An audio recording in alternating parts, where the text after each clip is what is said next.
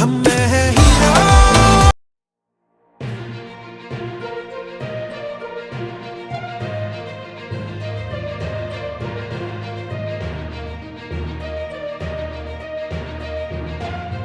ઉના તાલુકાના રામેશ્વર ગામે કોંગ્રેસના આગેવાનો આજે ભાજપમાં વિધિવત જોડાયા હતા.